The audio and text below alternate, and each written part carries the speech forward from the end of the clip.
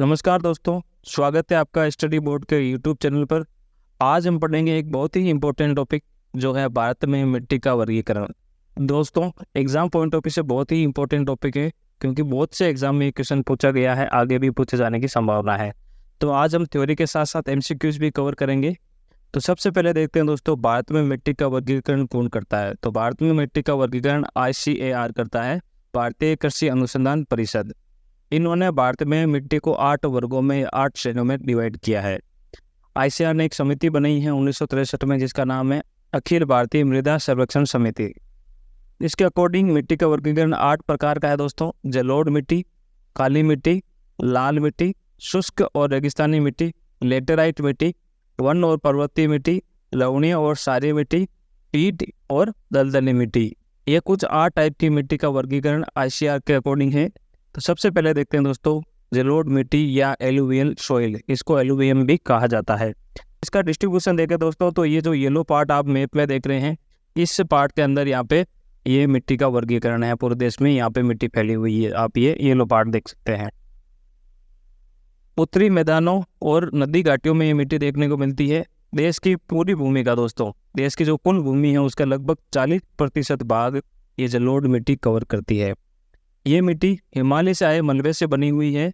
अगर इसके कलर की बात करें तो दोस्तों, इसका रंग हरे भूरे से लेके राख का जो ग्रे कलर होता है वहां तक इसका डिस्ट्रीब्यूशन है कलर का। प्रकृति की बात करें तो ये मिट्टी रेतीली दोमट से लेके चिकनी मिट्टी टाइप की देखने को मिलती है। अब आता है एक इम्पोर्टेंट टॉपिक इसी के अंदर, वो है मिनरल्स। जो जलोढ़ मिट्टी के मिनरल्स है उसके बारे में पूछा जाता है एग्जाम में दोस्तों। तो जलोढ़ मिट्टी की मिनरल्स की बात करें तो इसके अंदर पोटास नाम का तत्व प्रचुर मात्रा में देखने को मिलता है, बट जो फॉस्फोरस होता है बहुत ही कम मात्रा में देखने को मिलता है। तो एग्जाम में पूछा जा सकता है जलोढ़ मिट्टी में कौन सा मिनरल अच्छा मिलता है, वो है पोटास। अब देखते हैं दोस्तों, उत्तरी और मध्य गंगा के मैदानों में 2 अलग प्रकार की जलोढ़ मिट्टी पाई जाती है। एक है खादर, दूसरी है बांगर। दोनों में अशुद्ध कैल्शियम कार्बोनेट का कंकर देखने को हमें मिलता है। अब दोस्तों देखते हैं खादर और बांगर क्या है। खादर क्या है, सबसे पहले देखते हैं खादर। खादर एक नया जलोढ़ है जो नदियों के बाढ़ के मैदानों में, जो नदी के पास का जो पार्ट है वहाँ पे ये नया जलोढ़ देखने को मिलता है, जिसको कहते हैं खादर। जो भांगर है वो पुराना जलोढ़ है। पुराना जलोढ़ कैसे है, जो नदी से दूर वाले जो मैदानों में जो देखने को मिलता है जलोढ़ मिट्टी का पार्ट, उसको कहते हैं बांगर।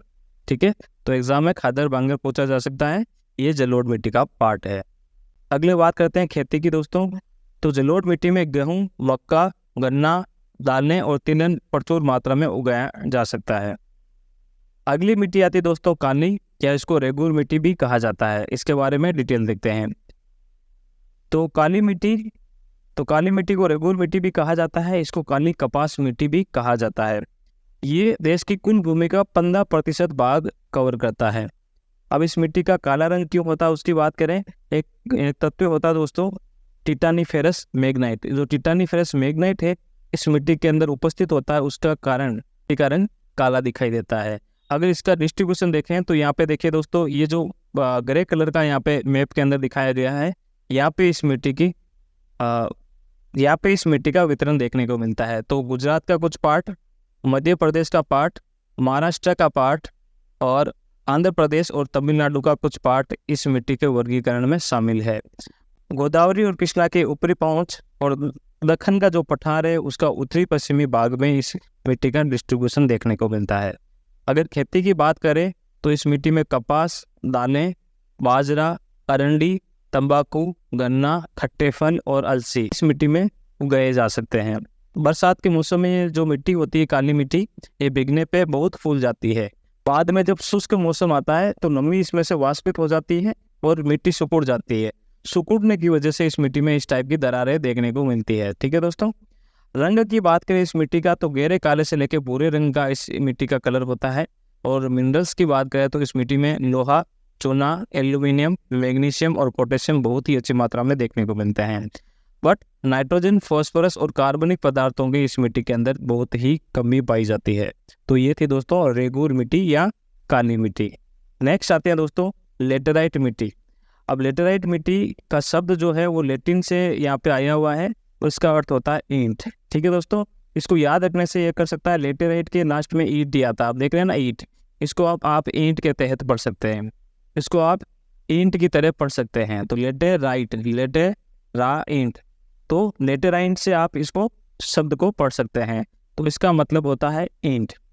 देश की लगभग 3.7% भूमि ये मिट्टी कवर करती है। लेटेराइट मिट्टी जो हवा के संपर्क में आती है ना, बहुत ही जल्दी कठोर हो जाती है। दक्षिण भारत के अंदर जो भवनों का निर्माण होता है, तो इस मिट्टी की ईंटों से भवनों का निर्माण किया जाता है। इस मिट्टी में आयरन ऑक्साइड और पोटास बहुत ही अधिक मात्रा में देखने को मिलता है, बट कार्बनिक पदार्थ, नाइट्रोजन, फॉस्फेट और कैल्शियम इसके अंदर कम मात्रा में देखने को मिलता है। इस मिट्टी का कलर और इस मिट्टी का जो प्रकृति आप इस टाइप की देख रहे हैं, ये आप फोटो में देख पा रहे हैं। अब इस मिट्टी का निर्माण की बात करें तो दोस्तों, लेटेराइट चट्टानों से फूटकर बनी हुई होती है, जो चौरस और ऊंची भूमि में यहाँ पे जनरली ये मिट्टी देखने को मिलती है। खनिज की बात करें तो एल्यूमिनियम, लोहा, चूना, पोटास, आयरन ऑक्साइड अधिक मात्रा में देखने को मिलते हैं। आप अगर इस मिट्टी का वितरण देखें तो ये लाल कलर का जो निशान लगाए हुए हैं, ये पूरे देश के अंदर इस मिट्टी का वर्गीकरण है। तमिलनाडु, केरल, कर्नाटक, महाराष्ट्र, पश्चिम बंगाल के अंदर ये मिट्टी सबसे ज़्यादा देखने को मिलती है। अगर फसलों की बात की जाए तो लेटेराइट मिट्टी के अंदर चावल, काजू, रबर, चाय, कॉफ़ी जैसी बागान फसलें यहाँ पे लेटेराइट मिट्टी में उगाई जाती है। अगली मिट्टी आती है दोस्तों लाल और पीली मिट्टी। लाल और पीली मिट्टी का डिस्ट्रीब्यूशन आप एक बार देख लें।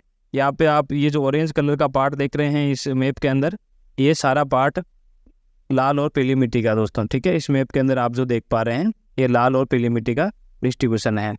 इस मिट्टी को सर्वग्राही समूह कहा जाता है और देश की कुल भूमि का लगभग 19% ये मिट्टी कवर करती है दोस्तों।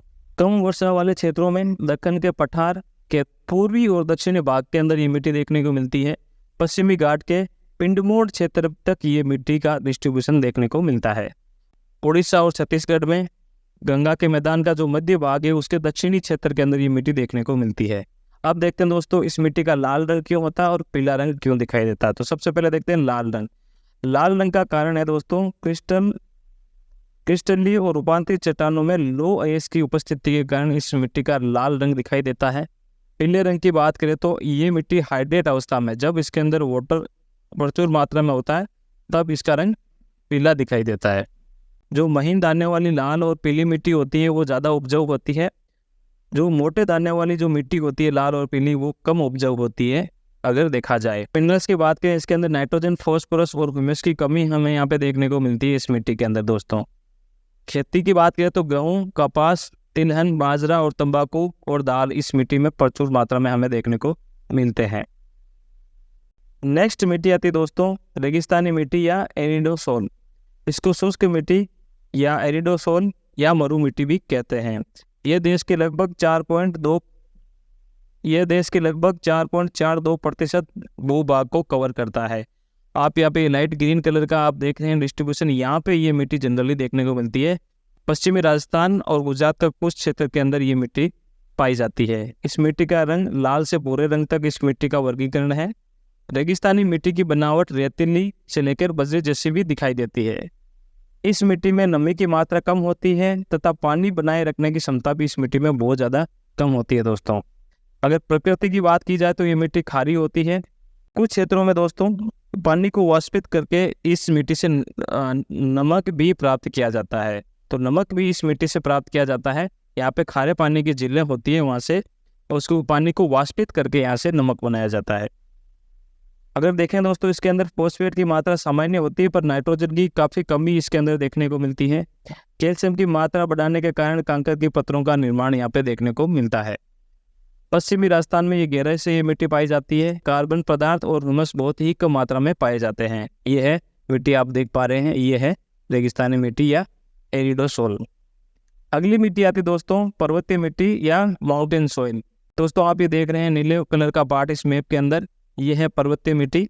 ये जो उत्तरी भारत का पार्ट है, सिक्किम और अरुणाचल प्रदेश का कुछ पार्ट है, यहाँ पे ये मिट्टी जनरली देखने को मिलती है। वन क्षेत्रों में वर्षा पर्याप्त होती है, इसलिए इसको वन मृदा भी कहते हैं। इस मिट्टी की बनावट की बात करें तो ये पर्वतीय वातावरण के ऊपर निर्भर करता है। जम्मू कश्मीर, हिमाचल प्रदेश, मणिपुर, कर्नाटक, पश्चिमी घाट, केरल और तमिलनाडु में इस मिट्टी का वितरण हमें देखने को मिलता है। ऊपरी ढलानों में मोटे कणों वाली मिट्टी होती है ये, घाटी के किनारों में अगर बात की जाए तो ये दोमट या गाद युक्त मिट्टी होती है। तो दोस्तों ये मिट्टी दो प्रकार की हो सकती है। ऊपरी ढलानों में तो ये मोटे कलौ की होती है, और जो घाटी के किनारे होते हैं वहाँ पे दोमट या गाद युक्त हमें देखने को मिलती है। निचली घाटियों में ये मिट्टी उपजाऊ जनरली हमें देखने को मिलती है। खेती की बात करें तो इस मिट्टी में चाय, कॉफी, मसाले और उष्णकटिबंधीय जो फल होते हैं इस मिट्टी में आसानी से उगाए जा सकते हैं। अगली मिट्टी है दोस्तों पीट युक्त मिट्टी और दलदली मिट्टी। इसको पीट सॉइल भी कहते हैं दोस्तों। तो पीट मिट्टी को जैविक मिट्टी भी कहा जाता है, ये ध्यान रखना। उच्च वर्षा वाले और उच्च आर्द्रता वाले क्षेत्रों में जनरली ये मिट्टी पाई जाती है। इसके रंग की बात करें तो बारी और काला रंग इसका देखने को मिलता है। कई स्थानों पे मिट्टी क्षारीय भी देखने को मिलती है। अगर आप इस मैप में देखेंगे तो येलो कलर का ये जो डिस्ट्रीब्यूशन देख रहे हैं ये पीट सॉइल का डिस्ट्रीब्यूशन है। दक्षिणी उत्तराखंड, बिहार के उत्तरी भाग में, पश्चिम बंगाल में, उड़ीसा और तमिलनाडु के कुछ पार्ट के अंदर पीट मिट्टी या पीट सॉइल दलदली मिट्टी देखने को मिलती है।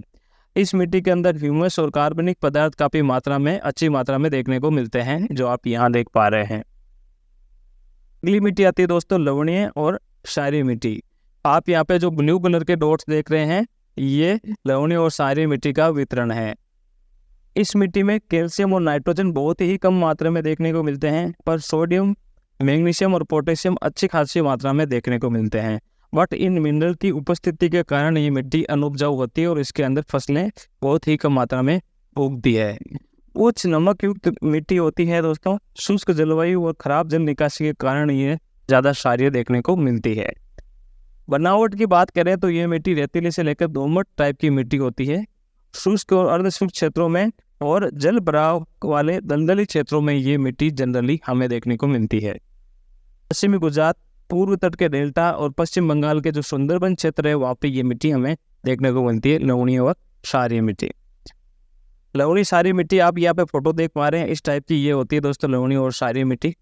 अब इसका उपचार कैसे किया जाता है? जनरली जल निकासी में जो सुधार होता है वो सुधार अपनाकर जिप्सम और चूना इस मिट्टी में मिलाते हैं और साथ में बरसीम और टेचा जैसी फसलें उगाकर जो नमक प्रतिरोधक फसलें होती है वो इस मिट्टी में उगाई जाती है। इस मिट्टी का उपचार किया जाता है, उससे इसकी लवणीयता कम होती है और मिट्टी उपजाऊ हो जाती है। इन्हें रेह, ऊसर, कल्लर, राकर, थूर और चौपन भी जनरली कहा जाता है। ये दलहनी टाइप की फसलों के लिए बहुत ही उपयुक्त मिट्टी होती है दोस्तों। तो ये थी लवणीय और क्षारीय मिट्टी। तो दोस्तों ये था हमारा थ्योरेटिकल पार्ट। अब देखेंगे हम हमारा MCQ वाला सेक्शन।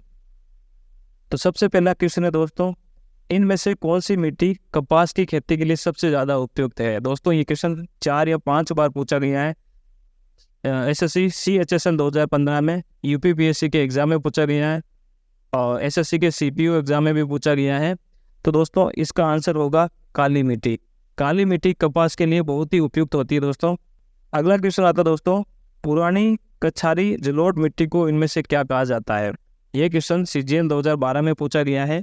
तो इसका आंसर है दोस्तों बांगर मिट्टी। पुरानी जलोढ़ मिट्टी को बांगर कहा जाता है, जो हमने अभी पढ़ा है। अगला क्वेश्चन आता है, इनमें से किस मिट्टी का निर्माण ग्रेनाइट और नीस की चट्टानों के अपक्षयन से होता है? दोस्तों ये क्वेश्चन IAS प्री 2003 में पूछा गया है। तो ग्रेनाइट और नीस की चट्टानों के अपक्षयन से लेटेराइट मिट्टी का निर्माण होता है। भारत की सबसे उपजाऊ मृदा इनमें से कौन सी है? तो दोस्तों ये जलोढ़ मृदा जो आप पे आंसर दिखाई दे रहा है ये इसका सही आंसर है, जो हमने पढ़ा है। ये सबसे ज़्यादा उपजाऊ मृदा होती है। नेक्स्ट क्वेश्चन आता है, भारत के किस राज्य में सबसे ज़्यादा बंजर भूमि का विस्तार है? CGL 2017 के अंदर ये क्वेश्चन पूछा गया है। तो सबसे ज़्यादा अगर बात की जाए बंजर भूमि तो राजस्थान के अंदर इसका विस्तार है। अगला आता है, इनमें से किस मिट्टी का निर्माण बेसाल्ट लावा के अपक्षयन से होता है? UPPSC 2015 के अंदर ये क्वेश्चन पूछा गया है। तो रेगुर मिट्टी द्वारा, रेगुर मृदा द्वारा। अगला क्वेश्चन आता है, लाल मिट्टी भारत में मुख्य रूप से किस क्षेत्र में पाई जाती है? तो दोस्तों इसका आंसर है दक्षिण पठार के पूर्वी और दक्षिणी भाग में। तो दक्षिण पठार है उसके पूर्वी और दक्षिणी भाग के अंदर इस मिट्टी का डिस्ट्रीब्यूशन हमें देखने को मिलता है, लाल मिट्टी का। अगला क्वेश्चन आता है, इनमें से किसके कारण मिट्टी का लवणीकरण होता है? ये क्वेश्चन दोस्तों SSC CGL 2016 के अंदर पूछा गया है। तो अधिक सिंचाई के कारण मिट्टी का लवणीकरण होता है।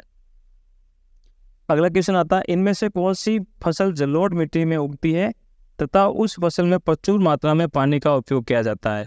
SSC 2006 के अंदर ये क्वेश्चन पूछा जाता है। तो चावल के अंदर सबसे ज़्यादा पानी का उपयोग किया जाता है, आप सबको पता है, और जलोढ़ मिट्टी में उगता है।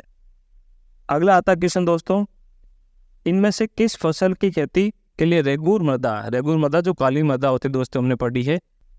तो दोस्तों हमने पढ़ा था काली मृदा को काली कपास मृदा भी कहते हैं, तो इसका सही आंसर होगा कपास।